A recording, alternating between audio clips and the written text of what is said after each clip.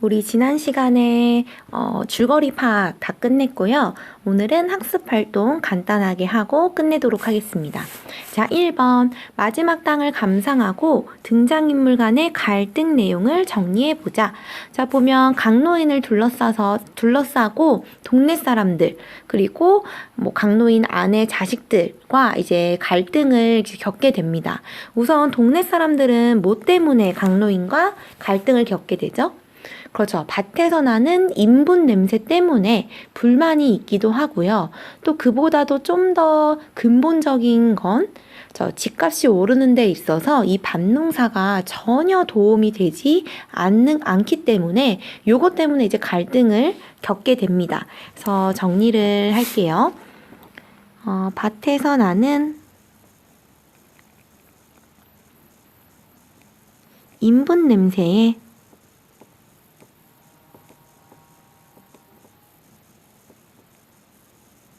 불만이 있고요. 또 강로인의 농사가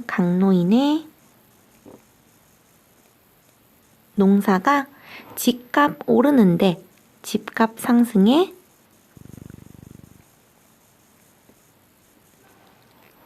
도움이 안 된다.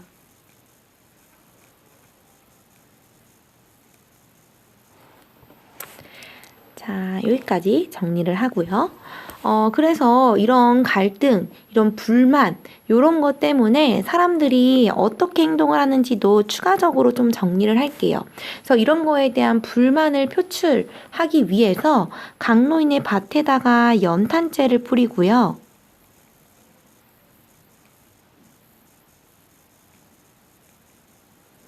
거기에다가 시청에다가도 이제 항의를 하면서 민원 같은 걸 집어 넣죠. 근데 이제 물론 시청에서는 그래도 땅 주인이기 때문에 땅 주인이 자신의 땅을 어떻게 운용할 것인가에 대해서는 뭐 시청이 어떻게 이래라 저래라 할 수 없는 부분이다라고 답변이 돌아오긴 했지만 그래도 이제 또 이번에도 시청에 민원을 넣을 거다. 뭐 아마 시청도 가만히 있진 않을 거다. 뭐 이런 식으로 주변 주민 사람들이 이제 겁을 주듯이 말을 하죠. 그래서 연탄재를 뿌리기도 하고요. 시청에 항의를 합니다. 항의하며 강로인의 농사를 방해합니다. 요런 행동을 해요. 그래서 강로인과 이렇게 갈등을 빚고요. 또 강로인은 이 주민들뿐만이 아니라 자신의 아내 그리고 자식들과도 마찰을 겪어요. 그래서 강로인은 계속 농사를 짓고 싶지만 강로인의 자식과 아들들 역시 아버지가 땅을 팔아서 본인들을 좀 도와주고 어려운 생활에서 조금 벗어나고 싶어 하는 거죠. 그래서 땅을 모조리 팔아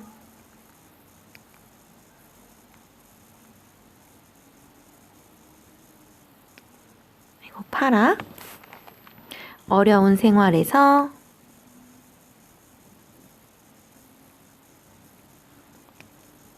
벗어나 편안하게 살고 싶어 한다. 그래서 어떻게 보면 약간 못됐죠. 아버지도 아버지의 삶이 있는 건데 이제 나이 7순이 다 돼 가잖아요. 그럼 이제 그동안 자식을 낳고 기르고 이러느라고 본인의 청춘을 다 바쳐서 자식들을 이제 키웠고 이제 노년에 정말 내가 하고 싶은 거 하면서 편안하게 살고 싶은데 이때에도 이제 자식들이 계속 아버지에게 어떤 역할을 요구하는 거죠. 그래서 이런 거를 보면 참 씁쓸해요. 그래서 우리는 이렇게 되지 않도록, 이런 자식이 되지 않도록 합시다, 여러분들. 자, 여기까지가 1번입니다. 혹시 필기 못한 학생들은 잠깐 시간 줄 테니까 지금 바로 하세요.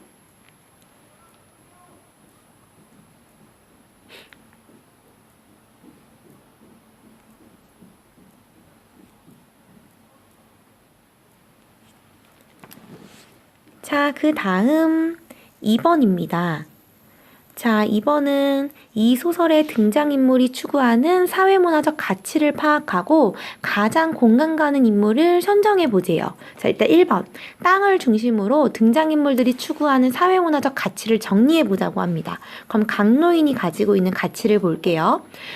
도시와 가정에서도 자신에게 정서적인 위안을 주는 땅을 지켜내고자 하는 것으로 보아 땅의 전통적인 가치를 소중하게 여기면서 땅에 기반을 둔 정신적 가치를 중시한다고 볼 수 있다.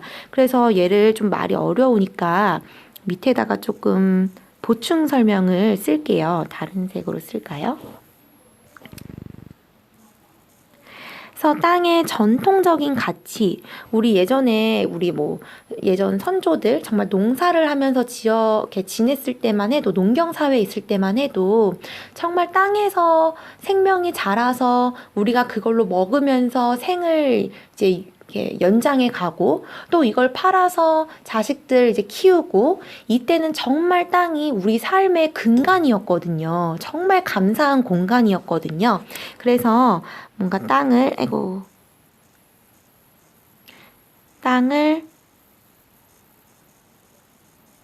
생명의 공간. 여러분 글씨가 알아볼 수 있죠? 땅을 생명의 공간, 인간과 공존하는 존재로 인식한다. 자, 그러다 보니까 강노인은 땅을 어떤 자본주의적인 가치를 가지고 땅을 바라보지 않아요. 정말 자신의 정서적인 위안, 내 삶의 버팀목, 이렇게 생각하지 땅을 돈으로 생각하지 않습니다. 자, 그 다음 동네 사람들을 볼게요. 자, 보면 동네 사람들과 강노인의 아내, 자식들은 강노인과는 다르게 땅을 뭔가 경제적인 가치로 바라보죠. 그래서 우선 동네 사람들부터 볼게요. 강노인의 어떤 삶의 방식, 이런 땅을 지켜내려고 하는 거, 정통적인 가치를 가지고 이렇게 땅을 바라보는 거 이해하지 않아요. 존중하지 않습니다. 그냥 자신에게 도움이 되냐, 안 되냐, 이런 거에 이제 좀 더 중점을 가지고 보고 있죠. 그래서 얘를 정리를 할게요. 우선 강노인의 삶의 방식을 이해하지 않고요. 이해할 수 없는 거지. 저 땅 팔면 몇 억이 될 텐데 왜 저기다가 농사를 짓는 거야? 이렇게 생각하겠죠. 그 다음에 본인과 다를 수 있잖아요. 사람이 살면서 내가 삶에서 중요하게 생각하는 가치는 다를 수 있는데 이해하지 못하더라도 존중해 줄 수는 있잖아요. 나와 다르지만 그 사람은 그런 생각을 가지고 있나 보다. 그가 행복하다면 그게 맞겠지. 이런 존중해주는 태도도 가지고 있지 않습니다. 그러면서 굉장히 이해관계만 따져요. 즉 강노인이 이런 삶의 방식을 가지고 살아가는 게 나에게 도움이 되냐, 되지 않냐, 이것만 계속 따진다는 거죠. 그 다음에 또 여러분, 강노인의 자식들한테 주민들이 돈을 많이 빌려주잖아요. 그것도 뭔가 돈을 빌려주는 행위도 그 강노인의 며느리나 아들에 대해서 잘 알아서, 아니면 우리 약간 그런 말도 있어요. 사람이 돈을 빌려줄 때, 특히 가까운 지인에게 돈을 빌려줄 때에는 그 돈을 받을 거라는 생각을 하지 말고 그냥 내가 도와준다라는 생각으로 나한테 그렇게 좀 피해가 없을 만큼만 돈을 준다는 생각으로 빌려주는 게 낫다. 막 이런 얘기도 하거든요. 왜냐면 나중에 돈 때문에 가까운 사람과 뭔가 불편해질 수도 있으니까요. 그런데 주민 사람들은 강노인의 며느리나 자식들과 어떤 심리적으로 가까워서 이 사람을 도와주고 싶어서 돈을 빌려준 게 아니라 그냥 얘 강노인의 며느리잖아. 그럼 돈 나중에 안 되면 강노인이 땅 팔아서 주겠지. 이런 식으로만 생각을 하잖아요. 그래서 요런 거를 또 보면은 동네 사람들은 어떤 심리적인 연대감보다는 이해관계에 의해서 인간관계를 맺습니다. 아이고.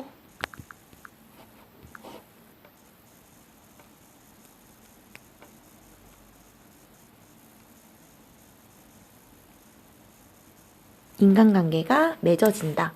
그래서 뭐 지주의 주변 사람들이니까 가족이니까 마음 한편으로는 에이 내가 설마 돈을 못 돌려받겠어?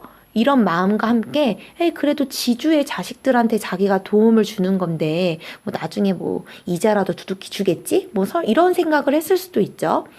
자, 어쨌든 요런 생각을 가지고 있습니다. 자, 그래서 요 사람들은요, 땅의 어떤 정신적인 가치? 이런 거 중시하지 않아요. 그냥 이 땅이 돈이 돼서 내가 잘 사는 게 중요한 거죠. 그래서 이 사람들은 굉장히 개인주의적인 도시의 삶에 잘 적응했어요. 어떻게 보면 강노인은 이런 도시화, 산업화, 이런 시대 변화에 잘 빠르게 뭐 적응하지 못한, 뭐 본인의 의지로 적응하지 않은 인물이죠. 어쨌든 동네 사람들은 이런 삶에 잘 적응을 했고요. 또 굉장히 자본을 중시합니다. 물질적 가치 중시합니다. 지향. 자, 여기까지 정리할게요. 필기하세요.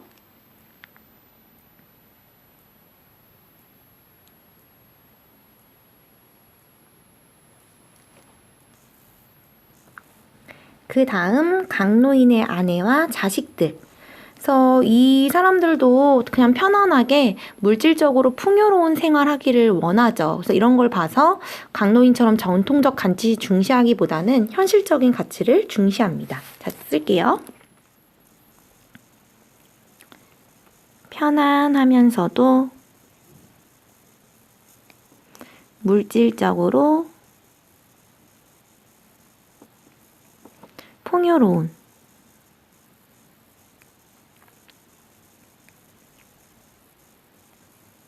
생활을 원한다. 그래서 이걸 통해서 봤을 때 전통적인 가치보다는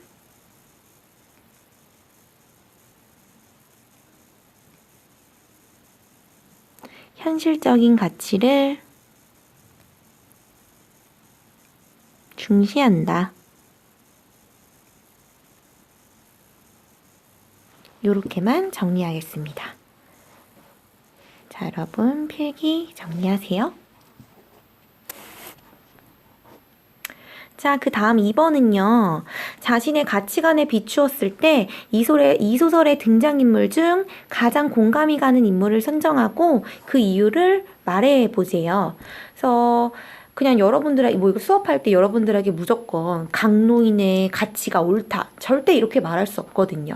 왜냐면 동네 사람들도 강노인의 아내와 자식들도 자신들이 살아가는 데 있어서 무엇을 중요하게 생각하느냐, 정말 이 땅을 잘 시대적인 흐름에 맞춰서 땅을 잘 운용해서 뭔가 경제적으로 부유하게 풍요롭게 살면 삶이 더 윤택해질 수는 있잖아요. 그걸 중시하는 사람들도 당연히 있죠. 그래서 어떤 가치를 중요하게 생각하느냐 개개인마다 다 다를 수 있다. 다 다를 수 있지만 선생님이 말하고 싶은 건 설령 그 사람의 어떤 그런 가치가 내가 이해되진 않더라도 그래도 존중은 해주자. 단 뭔가 사회적인 어떤 피해가 가지 않는 한에서 어떤 사회적인 암묵적인 그런 약속 안에서 개개인이 자신이 중요하게 생각하는 가치를 추구하는 건 존중해주자. 뭐 요렇게 말을 하고 마무리를 지을게요.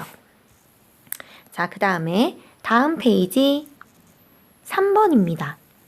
자, 보기는 이 소설의 배경이 된 1980년대 사회문화적 상황에 대한 설명이래요. 이를 바탕으로 소설의 주제를 주체적으로 수용해보자 라고 되어 있습니다. 자, 읽어볼게요. 1980년대는 산업화, 도시화가 가속화되면서 도시로 인구가 집중하게 되는 시기였대요. 특히 서울로 모여드는 인구가 급속하게 증가함에 따라 주택의 수요도 증가했는데 거기에 부동산 투기까지 겹치면서 주택난이 심각했대요. 왠지 오늘날의 얘기랑 굉장히 비슷하죠? 이를 해소하기 위해 정부가 택지 개발 산업을 추진한 결과 서울 시내 외곽에 대규모 아파트 단지가 조성이 되고 서울 근교의 신도시가 본격적으로 개발되기 시작했대요. 그래서 가족과 지역 공동체의 경제적 기반이자 삶의 근원으로 인식되던 땅은 도시화의 흐름 속에서 개발의 대상, 이익 창출의 수단으로 인식이 변화하게 되었다. 자, 요게 지금 땅에 관련된 인식의 변화죠. 그래서 기존의 이런 지역 공동체의 경제적인 기반, 즉 땅을 팔아서 우리가 먹고 그거 팔아서 자식들 키우고 우리 삶의 근원으로 인식했던 게 바로 강로인이고요. 그런데 이제 개발의 대상, 이익 창출의 수단으로 보는 게 동네 사람들, 강로인의 아내와 자식들인 거죠. 자, 그 다음 1번. 이 소설의 마지막 장면을 통해 작가가 말하고자 하는 바 마지막 장면이 이거였어요. 결국엔 땅을 팔러 가면서도 뭔가 물을 제대로 먹지 못해서 말라 비틀어진 그 고추 모종 그런 이제 싹들에게 물이라도 주고 가서 이제 팔아야겠다라고 해서 발걸음을 돌리는 강로인의 모습이었거든요. 그래서 이걸 통해서 작가가 뭘 하고 싶었을까? 뭔가 이 땅에 대한 강로인의 어떤 진실한 애정 이런 거를 얘기하고 싶었던 것 같아요. 자, 그래서 정리를 할게요. 뭔가 요런 개발의 대상이자 이익 창출의 수단으로 땅을 바라보는 요거를 좀 비판하려고 했던 것 같아요, 작가는. 그래서 인간과 공존하는 생명의 공간으로서 땅의 소중한 가치를 강조하려고 했던 것 같다.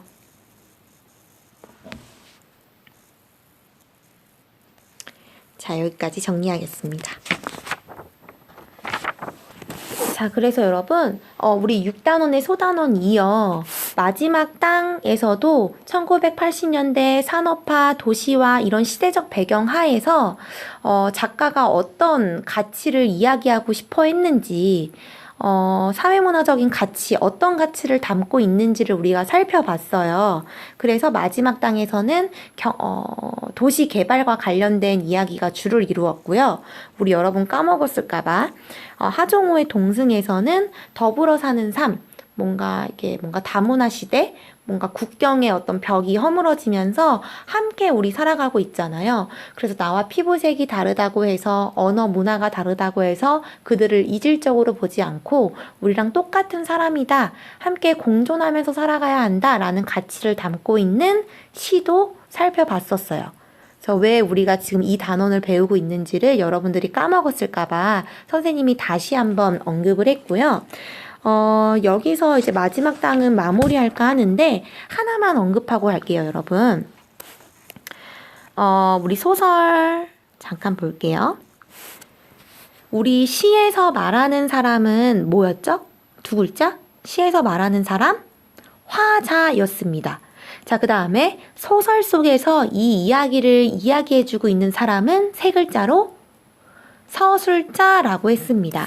그래서 여러분 서술자 이거는 선생님이 1학기 초에 설명했던 거니까 그냥 구두로만 설명할게요. 서술자의 위치, 즉 작품 안에 있냐, 작품 밖에 있냐, 또 서술자가 등장인물의 어떤 내면 심리나 행동이나 어디까지 서술할 수 있느냐에 따라서 그죠? 뭔가 관찰자의 입장인지 아니면 전지적 작가 시점인지 이런 거 우리 파악할 수 있었거든요. 그럼 이 소설의 시점을 한번 확인을 해볼게요. 자, 여러분, 서술자는 작품 안에 있습니까? 작품 밖에 있습니까? 다시 말해서 서술자가 작품 안에 등장인물로 지금 등장을 하나요? 아니면 작품 밖에서 제3자의 입장에서 작품의 이야기를 해주고 있나요? 그쵸. 바로 작품 밖에 있습니다. 그래서 나나 이런 게 등장하지 않아요. 또 뭐 아이들은 주씨는, 엄씨는, 그 다음에 강노인은, 그러면 얘는 작품 밖에 있는 3인칭입니다. 거기에 플러스로 지금 어떤 행동이나 뭐 외양 묘사, 이렇게 눈으로 보이는 거 다 얘기해주고 있어요. 거기에 플러스로 등장인물들의 속마음까지 꿰뚫어 보고 있나요? 그렇죠. 꿰뚫어 보고 있죠. 꿰뚫어 보고 있으니까 뭐 이런 거 괘씸하기 짝이 없지만 이렇게 강노인의 속마음 같은 것도 다 들여다보면서 이야기를 해주고 있습니다. 그래서 결론, 이 소설의 시점은 뭐다? 3인칭 전지적 작가 시점이다. 그래서 시점은 그래도 한번 짚고 넘어가는 게 좋을 것 같아서 선생님이 언급을 했습니다. 그래서 시점과 관련된 거 뭐 1인칭 주인공, 1인칭 관찰자, 3인칭 관찰자, 전지적 작가 시점, 요 시점에 대한 이야기는 학기 초, 1학기 초에 설명을 했었던 거기 때문에 따로 별도로 설명은 하지 않을게요. 자, 오늘 마지막 당 학습 활동은 여기까지 하고요. 우리 다음 주에 여러분들 등교하면 그때는 9단원의 소단원 2. 소단원 2가 맞나요? 소단원 1인 것 같아요. 소단원 1 국어의 어제와 오늘이라고 하는 문법 단원 들어갈게요. 교과서 잘 챙겨서 다음 주에 학교에서 봅시다.